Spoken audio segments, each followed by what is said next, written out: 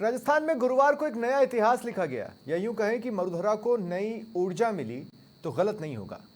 प्रधानमंत्री नरेंद्र मोदी बांसवाड़ा दौरे पर आए, सीएम भजनलाल मौजूद रहे, एजेंडा विकास था, यह पहले से स्पष्ट था, पर कांग्रेस का रिएक्शन तब तक अलग ही रास्ते पर था। खैर, कार्यक्रम में सीएम ने एक भी शब्द सियासी नहीं बोला।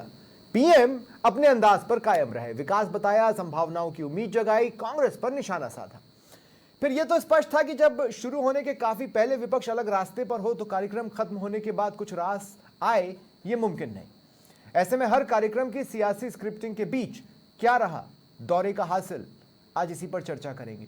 नमस्कार, आप देख रहे हैं प्राइम डिबेट। आपके साथ मैं हूं स्वप्निल, मेरे साथ बीजेपी की ओर से जयपाल सिंह मांडोता जुड़ रहे हैं, आशीष हल्दीनिया कांग्रेस का प्रतिनिधित्व कर रहे हैं, राधेश्याम भारती जी राजनीतिक विश्लेषक हैं। आप सभी का स्वागत है समाचार प्लस पर। मैं शुरुआत हल्दीनिया जी आपसे कर रहा हूं। प्रधानमंत्री के आने के घंटों पहले अशोक गहलोत एक ट्वीट कर विकास पर बात नहीं करते, जबकि कांग्रेस कहती है कि बीजेपी विकास के एजेंडे पर बात करने से भागती है। वो बात कर रहे हैं, मैं उस मुद्दे की महत्ता खत्म नहीं कर रहा हूं, लेकिन कन्हैयालाल मर्डर केस की बांसवाड़ा में जो कार्यक्रम था उसका इससे क्या कनेक्शन हो सकता था? आशीष भाई मुझे थोड़ा सा समझाइए। देखिए, पहले मैं शुरुआत कर दूं कि प्रधानमंत्री जी फिर आए, पर पुराने वादों का क्या जवाब लाए। हर मंच पर बड़े बड़े ख्वाब दिखाए, बांसवाड़ा के सपने आज भी अधूरे हैं। वादों की गूंज से चुनाव जीत गए, पर विकास की राह में कदम नहीं बढ़ाया। कहते थे महाबांध को बहा देंगे, हर खेत में खुशहाली ला देंगे, पर हकीकत में सूखा पड़ा है, वादों का झूठा तराना घड़ा है। झूठे वादों की सरकार नहीं चाहिए, सिर्फ भाषणों का प्यार नहीं चाहिए। काम दिखाओ या गद्दी छोड़ो, जनता अब इंतजार नहीं चाहिए। स्वागत है उस मेहमान का जो वादों का सौदागर है। बांसवाड़ा ने याद रखा है, अब जनता ही असली दरबार है। आए मोदी जी फिर से सपनों की बारिश कर गए, माही रामगढ़ रोजगार पर कुछ नई फरमाइश नहीं कर गए। हमने पुराने वादे संभाल कर रखे हैं, आज उनके सच का हिसाब चाहिए। देखिए, प्रधानमंत्री जी आए, बहुत अच्छी बात है। कविवर हल्दीनिया जी, आपकी मैं ये कह रहा हूं सुप्रीम जी, प्रधानमंत्री जी आए, बहुत अच्छी बात है। कविवर साहब मेरी बात सुनिए, मैं आपसे ये कह रहा हूं हल्दीनिया भाई कि कविता तो आपने बहुत अच्छी लिख ली, लेकिन अशोक गहलोत जी को ये इसलिए पसंद नहीं आएगी क्योंकि आपने इसमें कन्हैयालाल वाला एंगल नहीं डाला, क्योंकि विकास वाले एजेंडे के कार्यक्रम से पहले अशोक गहलोत कन्हैयालाल को ढूंढ रहे थे। अब मैं जोड़ रहा हूं, मैंने तो पहले प्रधानमंत्री जी का स्वागत कर दिया ना, मैंने प्रधानमंत्री जी का स्वागत कर दिया भाई। हमारे मेहमान है, अतिथि देवो भव होता है। अब मैं कहना चाहता हूं कि जब प्रधानमंत्री जी लोकसभा चुनाव से पहले राजस्थान पधारे थे और बड़ी बड़ी घोषणाएं करके गए थे, तो उन्होंने 5 लाख बनाम 50 लाख पूरे दुनिया को याद है, पूरे राजस्थान को याद है। उस समय कन्हैयालाल जो हत्याकांड हुआ था, उस पर किस तरह की राजनीति देश के प्रधानमंत्री जी ने, देश के गृह मंत्री ने की थी, अशोक गहलोत जी की सरकार की। कन्हैयालाल जी के हत्याकांड के अपराधियों को हमने 4 घंटे में पकड़ा, एनआई को केस केंद्र ने दे दिया। आज तक उन गवाहों की गवाही नहीं हुई है, 166 गवाहों से सिर्फ 6 की हुई है, 160 बाकी है। कन्हैयालाल जी का परिवार इस आस में बैठा है कि हमें न्याय मिलेगा। कांग्रेस सरकार ने उनके आंसू पहुंचे। क्या अब आप लोग झूठे नैरेटिव गढ़ने में लग गए हैं? उदाहरण नंबर 1, जनता पार्टी ने उदाहरण नंबर 1 सुनिए, मैं आपको एक बात बताता हूं। हल्दीनिया भाई 2 मिनट। अब बात यह है, आपका ये कहना है कि बीजेपी झूठे नैरेटिव गढ़ रही थी। हल्दीनिया भाई, प्रधानमंत्री ने क्या आ गया ना, आपकी बात आ गई, सुनिए तो सही। हिंदू परिवार को दिए हैं। ठीक है हल्दीनिया भाई 2 मिनट, मैं आपसे ये कह रहा हूं कि आपका ये कहना है कि बीजेपी ने कांग्रेस के खिलाफ एक झूठा नैरेटिव गढ़ा। ठीक है, सुनिए ना, आपका ये कहना है कि बीजेपी ने कांग्रेस के खिलाफ एक झूठा नैरेटिव गढ़ा, तो क्या कांग्रेस भी वही कोशिश कर रही है? सबूत नंबर 1, अशोक गहलोत का वो ट्वीट जिसमें उन्होंने भरतपुर प्रशासन पर आरोप लगाए, जो कि कांग्रेस राज का निकला। सबूत नंबर 2, टीकाराम जूली का वो ट्वीट जिसमें उन्होंने फिर भरतपुर को घेरने की कोशिश की और वो मामला वैसा निकला ही नहीं, उसमें तो गिरफ्तारियां भी हो चुकी थी। तो क्या अब आप भी बीजेपी के अगेंस्ट झूठा नैरेटिव गढ़ने के रास्ते पर है? अभी देखिए, नहीं, झूठा नैरेटिव कांग्रेस गढ़ती नहीं है। कांग्रेस तो सत्यता के आधार पर कहती है। 5 लाख बनाम 50 लाख किसने किया था? भारतीय जनता पार्टी ने किया था। और भरतपुर की आप बात कर रहे हैं, मुख्यमंत्री का इलाका आता है, मुख्यमंत्री का गैर जिला है, वहां पुलिस को वो घसीट घसीट कर पीटा जा रहा है। जो किसान खाद मांगने जा रहे हैं उन्हें पीटा जा रहा है। ये है भारतीय जनता पार्टी की गुड गवर्नेंस। ठीक है, इस पे मोदी जी को ध्यान देना चाहिए। ठीक है। अशोक गहलोत जी ने तो उन्हें याद दिलाया है। ठीक है। अशोक गहलोत जी ने तो देश के प्रधानमंत्री को ये याद दिलाया एक अंतिम है सवाल कि आप क्या वादे करके गए थे। इस वाले राउंड के लिए आशीष भाई, एक अंतिम सवाल है। सुंदरी की सुनिए सुनिए सुनिए आशीष भाई, 2 मिनट। इस वाले राउंड के लिए मेरे पास आपके लिए एक अंतिम सवाल है। आज जिन जिन योजनाओं की शिलान्यास हुआ, जिन जिन घोषणा जो भी उद्घाटन हुए हैं, उसमें क्या खामी है, उसमें क्या कमी है? देखिए, योजनाएं अच्छी है लेकिन जनता तक पहुंचनी चाहिए। लेकिन पुराने वादे तो हम याद दिला दें। इनकी डूंगरपुर बांसवाड़ा रतलाम की रेलवे लाइन का क्या हुआ? ये तो आप भी बताइए क्या हुआ। बांसवाड़ा ट्रेन का इंतजार तो आजादी के बाद से कर रहा है। प्रधानमंत्री जी ने उसके लिए एक शब्द नहीं कहा। मानगढ़ धाम को नमन करते हैं, मानगढ़ धाम के शहीदों को याद करते हैं। बांसवाड़ा में रेल लाइन को लेकर यूपीए ने भी कभी कुछ एक शब्द नहीं कहा। लेकिन उन्हीं गोविंद गुरु जी की और उन शहीदों की जो मानगढ़ धाम के लिए शहीद हो गए, उनको राजस्थान सरकार ने अपने पाठ्यक्रम से हटा दिया। क्या प्रधानमंत्री जी ने एक शब्द भी कहा? ठीक है भाई, जो वीरांगना थी, जिन्होंने अपना बलिदान दे दिया। ठीक है आशीष भाई, अब मैं आपको रोक रहा हूं। अब मेरा सवाल जयपाल सिंह मांडोता जी से है। जयपाल भाई, अब हल्दीनिया जी आपको रुकना होगा। हल्दीनिया जी अब आपको रुकना होगा। मैं जयपाल भाई आपके पास आ रहा हूं। पहले तो मुझे ये बताइए, आपके पास भी कोई कविता है क्या, या फिर मैं सवाल पूछ लूं सीधे? मेरे पास है। तो चलिए आप भी कविता बोल लें, कविवर आप भी अपनी भड़ास निकाल लें, अपनी कला दिखा लें, उसके बाद फिर मैं सवाल पूछता हूँ। मैं जवाब देता हूँ, उसी से देता हूँ कि तुम जो चाहते तो बहुत कुछ कर सकते थे। 7 साल राज किया। तुम जो चाहते तो बहुत कुछ कर सकते थे। मेरे आंसू तेरी आंखों से निकल सकते थे, मगर तुम तो ठहरे झील के पानी की तरह। दरिया बनते तो आगे निकल सकते थे, वो आप नहीं कर। 11 साल में रुला दिया। हल्दीनिया भाई प्लीज, आपके बीच में किसी ने कुछ नहीं बोला। हल्दीनिया भाई आपके बीच में भी किसी ने कुछ नहीं बोला, और आपने भी कविता से पूरी तालियां बटोरी। जयपाल भाई का भी हक बनता है, एक दूसरे का हक ना मारे प्लीज। जयपाल भाई अब मेरी बात सुनिए। जयपाल भाई, मैं ये कह रहा हूं कि मुझे इस बात की बहुत खुशी है कि मुख्यमंत्री भजनलाल आए और उन्होंने कट टू कट जो भी योजनाएं हैं, जो सारी चीजें वो बोल दी। प्रधानमंत्री मोदी अपने स्टाइल पर टिके, उन्होंने पुराने कांग्रेस राज को याद दिलाने की कोशिश की। बात यह है कि जो सवाल पूछे, जैसे कन्हैयालाल मर्डर केस को लेकर प्रधानमंत्री मोदी जब प्रदेश के चुनावों से पहले आते थे तो बोलते थे ना, उसका अपडेट उन्हें बोलना चाहिए था, उन्होंने नहीं बोला। फिर उन्होंने महंगाई का सवाल बताया कि भाई कांग्रेस के समय में 135 रुपए का सामान था, जिसमें से 35 रुपए टैक्स में जाते थे, अब 105 का मिलेगा। पेट्रोल तब कितने का था साहब? 70-72 का। आज हम 100 के पार दे रहे हैं, ये प्रधानमंत्री ने नहीं जोड़ा। तो क्या है, मतलब क्या याद दिलाना चाहते हैं? याद दिलाना है तो पूरा याद दिलाइए ना, ये आधा अधूरा क्यों? देखिए स्वप्निल भाई, पहली बात तो राजस्थान में माननीय मोदी जी आए और उस क्षेत्र को, आदिवासी क्षेत्र को चुना जो हाशिए पर रहा। 8 सालों से हाशिए पर रहा वो। मैं समझता हूँ उस क्षेत्र में जाके माननीय मोदी जी ने एक उस वर्ग को आशा और उम्मीद से देखा जो आज तक अन्नदाता कहा जाता था, वो अब ऊर्जादाता भी कहा जाएगा। माननीय मोदी जी का आज जो मेन फोकस था वो ऊर्जा पे था, बिजली पे था, इलेक्ट्रिसिटी पे था, क्लीन एनर्जी पे था। तो यदि उस पूरे एंगल को देखा जाए, क्योंकि अब हिंदुस्तान में जो राजस्थान का जो है, हमारे राजस्थान को देखें तो 35 लाख करोड़ में से 25 लाख करोड़ के एमएयू हमारे राजस्थान में वो संभावनाएं हैं, पोटेंशियल है, वो मोदी जी ने। अरे जयपाल भाई देखिए, अब देखिए, प्रधानमंत्री मोदी उस समय लूट ही लूट था, इस समय बचत ही बचत है जैसी बात कर रहे हैं, तो जवाब आइए ना जवाब पर। मैं कन्हैयालाल जी पे आ रहा हूँ कि कन्हैयालाल जी पे अशोक गहलोत जी 2 दिन पहले प्रेस कॉन्फ्रेंस करके और वर्तमान सरकार, हमारी बीजेपी सरकार पे कानून व्यवस्था पे सवाल उठा रहे थे। माननीय अशोक गहलोत जी क्या गलत है कि कन्हैयालाल जी उनकी भी नाकामी का शिकार थे, जो खराब कानून व्यवस्था उसका शिकार हुए। और अभी जो हमने स्वप्निल जी 4 घंटे में पकड़ा था। हल्दीनिया भाई प्लीज, हमने स्वप्निल जी 4 घंटे में पकड़ा था। हल्दीनिया भाई मुझे भी याद है, सबको याद है। माननीय प्रवक्ता जी, आपने नहीं पकड़ा, देवगढ़ और भीम के युवाओं ने पकड़ा। आज भी अच्छा, आपकी सरकार थी? अरे भैया, आपकी सरकार थी क्या? हमारी सरकार में था। भाई प्लीज ये सिस्टम मत अपनाइए, हमारी सरकार में था। इस तरीके का सिस्टम मत अपनाइए, दूसरे चैनल्स पर चल जाएगा, दूसरे एंकर्स के साथ चल जाएगा, मेरे साथ नहीं। जयपाल भाई 2 मिनट, अब मैं आपको रोक रहा हूँ। जयपाल भाई 2 मिनट में आपको रोक रहा हूँ। जयपाल भाई 2 मिनट में आपको रोक रहा हूँ। मैं फैक्चुअली बता रहा हूँ ना, जैसे महंगाई वाला पॉइंट मैंने आपको एज इट इज बता दिया। अब मैं दूसरे पॉइंट पर आ जाता हूँ, जिस पर आपने अभी जवाब नहीं दिया है। अब मैं दूसरे पॉइंट पर आ जाता हूँ।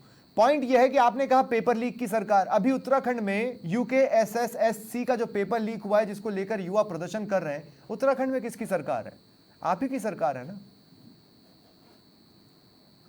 स्वप्निल भाई, एक पेपर, मैं कह रहा हूं कि राजस्थान में लगातार एक गिरोह के रूप में, माफिया के रूप में 19 कंटिन्यूस एग्जाम में 17 पेपर लीक होना। और जम्मू कश्मीर से गुजरात में भी तो हुए हैं, मध्य प्रदेश में हुए हैं, उत्तराखंड में भी हो गए हैं। कौन सी सरकार पेपर लीक प्रूफ है? एक भी नहीं। इस देश में एक भी ऐसी सरकार नहीं है जो पेपर लीक प्रूफ है साहब। उस चूक को आप दूसरे स्टेट से कंपटीशन नहीं करके लगातार 19 एग्जाम में से 17 बार पेपर लीक होना और सबसे ज्यादा जम्मू कश्मीर के साथ में डेटबंदी वाला प्रदेश बनाना, ये कांग्रेस सरकार के खाते में जाता है। इसलिए गहलोत साहब कैसे कह सकते हैं? आज हमने 2 साल में कितने एग्जाम कराए? 1.5 से ज्यादा एग्जाम करवा दी। मैं कह रहा हूँ एग्जाम पेपर लीक की तो दूर की बात है, संभावना तक नहीं। जो पहले जो गिरोह माफिया उनको सबको पकड़ के अंदर करने का काम किया। अच्छा, सरकार का इंटेंशन क्लियर है। अच्छा, ठीक है, ठीक है, ठीक है, ठीक है। अभी मैं अब अगले राउंड में और भी कुछ सवाल लूंगा जो प्रधानमंत्री मोदी ने कहा है, उन सभी पर मैं बातचीत करूंगा। राधेश्याम भारती जी, उससे पहले प्रधानमंत्री मोदी के दौरे का हासिल क्या रहा? तो उसमें तो वो हम योजनाएं गिना सकते हैं, लेकिन सिर्फ यहीं तक ये बातें सीमित नहीं थी। इसमें फोकस एसटी समुदाय भी रहा है। मतलब इनडायरेक्ट एक कास्ट एंगल भी इस पूरे दौरे में मुझे नजर आता है, जो कि बिहार के लिहाज से बहुत जरूरी है। राधेश्याम जी, आप क्या देख रहे हैं प्रधानमंत्री मोदी के दौरे में? देखिए, प्रधानमंत्री जी ने अब जैसे ऊर्जा के क्षेत्र में वहाँ माई नदी पर ये 2800 मेगावाट का जो ये एटॉमिक उससे और एनर्जी का बनेगा, ये एक बड़ी बात है राजस्थान के लिए, एक नई बड़ी शुरुआत है। और 3 जैसे वंदे भारत ट्रेन भी चलने की उन्होंने जो सौगात दी, यानी और भी कई विकास कार्य 1 लाख करोड़ से भी ऊपर के विकास कार्यों की आज घोषणा हुई। तो स्वप्निल जी, विकास तो किसी, ये तो है नहीं कि विकास किसी एक पार्टी विशेष के लिए, उससे हर राजस्थान के हर आदमी को उससे फायदा मिलता है। मतलब ये केवल ये भाजपा को उसका फायदा मिलेगा ऐसा तो संभव नहीं है। प्रधानमंत्री जी ने जिन योजनाओं का शिलान्यास किया, जिनकी घोषणाएं की, उसका लाभ जो है पूरे राजस्थान की जनता को आगे तक मिलता रहेगा, इसमें कहीं कोई दो राय नहीं है। फिर हम जब ये चाहते हैं कि राजस्थान विकास की दृष्टि से अग्रणी राज्य बने, तो उसके लिए आज की जो ये शुरुआत है, ये एक सकारात्मक दृष्टि से इसको देखा जाना चाहिए। फिर देखिए आप, मुख्यमंत्री जी ने जिस तरह आज उद्बोधन दिया, वो एक नई परंपरा, नए अध्याय की शुरुआत है। बिना किसी पार्टी को जो है कोसते हुए, बिना कोई निगेटिव बात करते हुए, और उन्होंने केवल और केवल अपने उद्बोधन में विकास की बात की। देखिए, ये एक अच्छी परंपरा के रूप में, एक स्वस्थ परंपरा के रूप में लिया जाना चाहिए। लेकिन अब प्रधानमंत्री जी जिस तरह राजस्थान को लूट का केंद्र कह गए, पेपर लीक का वो कह गए, ये बातें ये प्रधानमंत्री जी के लिए ये ठीक नहीं लगती।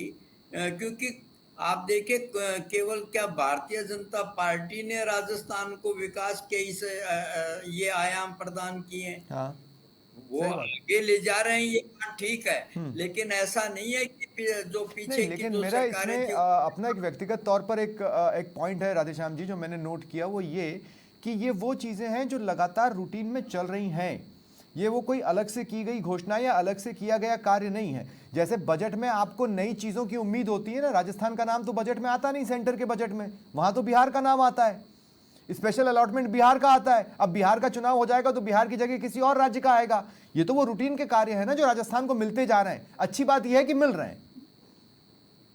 देखिए, नई घोषणा तो कोई हुई नहीं। अब मुख्यमंत्री जी ने भी कब कहा ये? मुख्यमंत्री जी ने अपने भाषण में इस बात पे जोर नहीं दिया कि उन्होंने ये तो कहा कि आपने ये आरसीपी दी, और उन्होंने ये कहा कि भाई यमुना नहर का आपने पानी के जो है उसके वो दिया, लेकिन दिया कहाँ, उसकी शुरुआत कहाँ हुई है? मुख्यमंत्री जी प्रधानमंत्री जी से कहते कि राजस्थान की जनता जो है ये आरसीपी चाहती है जल्दी से जल्दी, वो यमुना का पानी चाहती है, शेखावाटी का पूरा क्षेत्र यमुना का पानी चाहता है। ये मुख्यमंत्री जी को जोर दे के कहना चाहिए था। अब उसमें तो कोई अभी तक शुरुआत या कोई इस तरह की बात देखी नहीं गई है। तो कहीं ना कहीं देखे, मुख्यमंत्री जी का जो स्पीच था, बेशक उन्होंने कि विरोधी दलों पर कोई किसी तरह का कोई को अटैक कुछ नहीं नहीं, एक किया। शब्द नहीं, एक लाइन नहीं, बिल्कुल सही है, ठीक एक है। लाइन एक शब्द नहीं कहा, लेकिन उन्होंने केवल प्रधानमंत्री जी को महिमा मंडित किया, ये भी तो ठीक नहीं है। डेमोक्रेसी में केवल प्रधानमंत्री जी की हाँ, कोई स्तुति अगर करना प्रदेश है, की मांगे उठाई जा सकती थी, आपके पास एक मंच था, प्रदेश की मांगे उठाई जा सकती थी, ठीक वैसे ही जैसे कि विधायक उनके मंच पर उठाते रहे हैं। ठीक है राधेश्याम जी, मैं आपके पास आता हूं। एक और विशेष एंगल है जिस पर लोगों का ध्यान नहीं गया है। हाँ, राधेश्याम जी 2 मिनट में आपको रोक रहा हूं। एक और विशेष एंगल है जिस पर लोगों का ध्यान नहीं गया है, मैं खींचना चाहता हूं। वो एंगल यह है कि प्रधानमंत्री मोदी लगातार स्वदेशी को बढ़ावा देने के लिए अपील कर रहे हैं, आह्वान कर रहे हैं। अब हमारे देश में अगर विपक्ष सचमुच वैसा विपक्ष है जैसा कि लोकतंत्र में होना चाहिए, तो किसी अच्छे काम में खुलकर सामने भी आना चाहिए। लेकिन प्रधानमंत्री मोदी के इस स्वदेशी जागरण अभियान के साथ हम खड़े हैं, ऐसा कोई बयान विपक्ष की तरफ से आया नहीं। आज भी आह्वान स्वदेशी को लेकर किया गया। आशीष भाई, सिर्फ वो मोदी हैं इसलिए हम उनके साथ स्वदेशी के लिए नहीं जुड़ेंगे, या स्वदेशी से आपको कोई प्रॉब्लम है? देखिए, बात स्वदेशी की करते हैं, हाँ। पर फोन, घड़ी, चश्मा, गाड़ी, हेलीकॉप्टर और जितनी भी चीजें हैं मोदी जी के पास में, जूते, ये सब विदेशी रखते हैं। मंच पर मेक इन इंडिया बोलते हैं, जेब में मेड अब्रोड रखते हैं। वादा स्वदेशी का करते हैं, व्यवहार विदेशी का करते हैं। स्वदेशी का नारा, विदेशी से प्यार। जनता पूछ रही है मोदी जी, सच्चाई का अधिकार। आज मोदी जी एप्पल का फोन इस्तेमाल कर रहे हैं, स्वप्निल जी, मोदी जी एप्पल का फोन इस्तेमाल कर रहे हैं, तो एप्पल का फोन क्या विदेशी है या फिर एप्पल का फोन स्वदेशी है? सुनिए मेरी बात, आप और मैं हेलीकॉप्टर नहीं ले सकते। तो पहले विदेशी, सुनिए, आप और मैं हेलीकॉप्टर नहीं ले सकते, आप और मैं विदेशी घड़ी नहीं खरीद सकते, लेकिन हम स्वदेशी खरीदें या ना खरीदें? तो हम स्वदेशी खरीदें या ना खरीदें? क्या स्वदेशी के कॉन्सेप्ट से आपको चिढ़ हो गई है आजादी के इतने सालों के बाद? बहुत अच्छा है, स्वदेशी होना चाहिए। तो बोलिए ना, प्रधानमंत्री मोदी के अभियान के साथ है, होना चाहिए। लेकिन स्वदेशी का मतलब ये नहीं है कि एप्पल का फोन डिजाइन विदेश का, उसका मालिकाना हक विदेश का, उसका जो आकृति है वो सारी विदेश की, और या हिंदुस्तान में आके पैकिंग करके भेज दो तो वो हो जाएगा सब स्वदेशी। आपका फोन कौन सा है? सर ऐसा नहीं होता है। आपका फोन कौन सा है? अगर हम पिज्जा लेकर आए हैं, मैं यही तो कह रहा हूँ ना, सब कुछ विदेशी इस्तेमाल कर रहे हैं प्रधानमंत्री जी। अरे आप कौन सा कर रहे हैं? क्यों लाभ रहे हैं? देश को, जनता को बेवकूफ क्यों बना रहे हैं? आप कौन सा कर रहे हैं? राहुल के हाथ में कौन सा फोन है? सुनिए, मैं प्रधानमंत्री जी के 2 झूठ देश के सामने रख देता हूं, मां त्रिपुरा सुंदरी की कसम खाकर। उन्होंने जो झूठ बोले हैं वहां पर, वो मैं देश के सामने रख देता हूं। प्रधानमंत्री जी ने क्या कहा कि आदिवासी मंत्रालय की स्थापना कब हुई?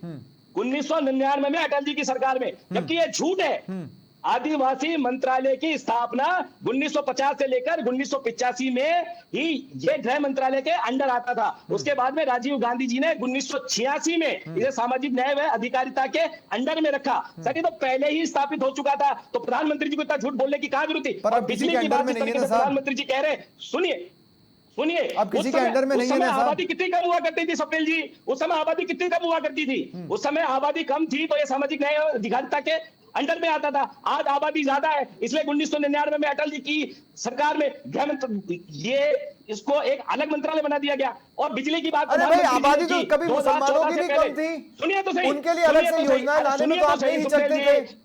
ये तो कोई तर्क नहीं हुआ कि आदिवासियों की संख्या कम थी। क्या कहा? आदिवासी मंत्रालय की स्थापना हुई नहीं थी साहब। आदिवासी मंत्रालय की स्थापना 1999 में हुई थी। ये कितना बड़ा झूठ है, ये कितना बड़ा झूठ है। इन्होंने पूर्व प्रधानमंत्रियों की सारी प्रतिक्रिया को नकार दिया। और बिजली की कितनी बड़ी बात मोदी जी ने कही कि बिजली नहीं थी। 2014 से पहले 97% गांव में बिजली पहुंच गई थी। 5,97,464 गांव है सर, उसमें से 5,89,000 12 गांव में बिजली पहुंच चुकी थी। इन्होंने 18,000 गांव में बिजली देने का काम किया है। ये तो पूर्ववर्ती सरकार ठीक है, अब मैं आपको रोक रहा हूं। कोई नकार दिया। ठीक है, अब मैं आपको रोक रहा हूं। क्या मोदी जी ने झूठे आंकड़े पेश किए हैं? जयपाल सिंह मांडोता, आप बताइए, क्या मोदी जी ने आज झूठ बोला है? क्या मोदी जी ने आज झूठे आंकड़े पेश किए हैं? स्वप्निल भाई, इस देश ने देखा कि झूठ बोलने में मोदी जी के पिछले मुख्यमंत्री कार्यकाल से लेकर प्रधानमंत्री कार्यकाल तक कभी भी ऐसी नौबत नहीं आई। एक देश में नेता है जो 10 बार सुप्रीम कोर्ट, हाई कोर्ट में माफी मांग चुका है झूठ बोलने के मामले में। नहीं, इसलिए अपने आप में अंडरस्टूड है। लेकिन भाई, प्रत्यक्ष किन पर मानूं? तो माननीय मोदी जी ने कहा, आपने सामाजिक अधिकारिता के साथ ने क्या कहा? अलग से मंत्रालय बनाने का काम। अरे आपने 10 मंत्रालय एक साथ जोड़ के रखे, यही तो बात मोदी आप समझ नहीं। एक मंत्रालय था सर, एक मंत्रालय हल्दी नहीं भाई, 2 मिनट।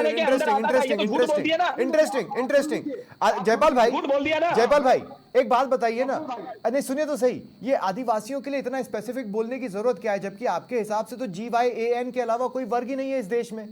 आदिवासियों के लिए स्पेसिफिक अलग से बोलना है, आज ये बताना कि आज राष्ट्रपति द्रौपदी मुर्मू कौन है, वो तो राष्ट्रपति है ना, हम जब उनको देखते हैं तो वो राष्ट्रपति द्रौपदी मुर्मू है, वो आदिवासी नहीं है। लेकिन आपको ये बताना कि राष्ट्रपति द्रौपदी मुर्मू आदिवासी है, और आज वो कहां पर दर्शन कर रही हैं, क्या चक्कर है जयपाल भाई? ये राम मंदिर भी नहीं लेके गए थे स्वप्निल जी। अरे आशीष भाई कहाँ, आप राहुल भी नहीं पहुंचे थे, छोड़िए। हाँ।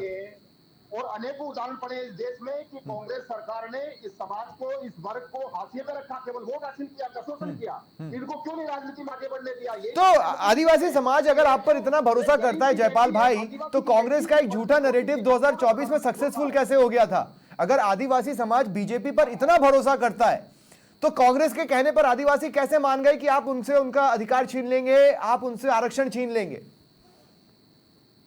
मैं यही कह रहा हूं कि स्वप्निल भाई, बात वोट की नहीं है, बात अधिकार की है कि उस वर्ग को इन्होंने वंचित रखा, उनका शोषण किया, और उस शोषण करके उनको राजनीतिक रूप से, सामाजिक रूप से, आर्थिक रूप से आगे पे रखा। माननीय प्रधानमंत्री ने कहा कि हमने भगवान बिरसा मुंडा का नाम से गौरव दिवस मनाने का काम किया, और हमारा भारत देश मनाता है। आज एक आदिवासी की बेटी देश के सर्वोच्च पद पर, एक बात और कह देता हूं सर, राष्ट्रपति हैं सर, राष्ट्रपति हैं सर। कांग्रेस प्रवक्ता समझ ही नहीं पाए। स्वदेशी में प्लीज स्वदेशी में उन्होंने कहा कि उन्होंने ये नहीं कहा कि विदेशी चीजों का बहिष्कार करो, उन्होंने कहा कि व्यापारियों से भी अपनी दुकान पे स्वदेशी बेचो, और लोगों से आह्वान किया कि स्वदेशी खरीदो। मायने ये होगा कि जो 2047 का विकसित भारत है, उसमें 25 साल का जो टारगेट है कि भारत अपने आप में आत्मनिर्भर बने। ठीक है, ऑपरेशन सिंदूर के दौरान देखा, स्वदेशी की ताकत देखी, ब्रह्मास्त्र। ठीक है जयपाल भाई, अब मैं आपको रोक रहा हूं। राधेश्याम भारती जी, मैं आपके पास क्लोजिंग कमेंट के लिए आ रहा हूं, लेकिन मैं एक खास चीज में ये बोलना चाहता हूं कि इस बात को हमें नेग्लेक्ट नहीं करना चाहिए कि प्रधानमंत्री मोदी के आने से एक माहौल तो बना। आज बीजेपी बहुत एक्साइटेड थी पूरे प्रदेश भर में, और दूसरी बात यह है कि बांसवाड़ा से जिस जिस प्रोजेक्ट का शिलान्यास या उद्घाटन हुआ है, उससे पूरा प्रदेश रोशन होगा। अगर वो हो गया तो सरकारी ढर्रे में शब्द सरकारी जुड़ा हुआ है, इसलिए डाउट करना लाजमी है, लेकिन उसका फायदा पूरे प्रदेश को मिलेगा, इसमें कोई दो राय नहीं है। देखिए, मैं तो पहले ही कह चुका हूँ कि जिस तरह की घोषणाएं की गई हैं, उससे पूरे प्रदेश को फायदा होगा, और उसका कोई अल्पकालीन फायदा नहीं है, वो दीर्घकालीन फायदा है।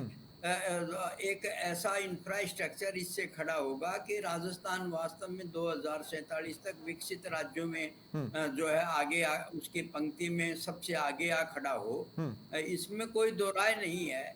लेकिन कई बातें जो है वो गले नहीं उतरती हैं। आज देखिए, वहाँ मुख्यमंत्री जी ने ये कहा कि हमारा 50 करोड़ पेड़ लगाने का लक्ष्य है इस साल में, ये 5 साल में।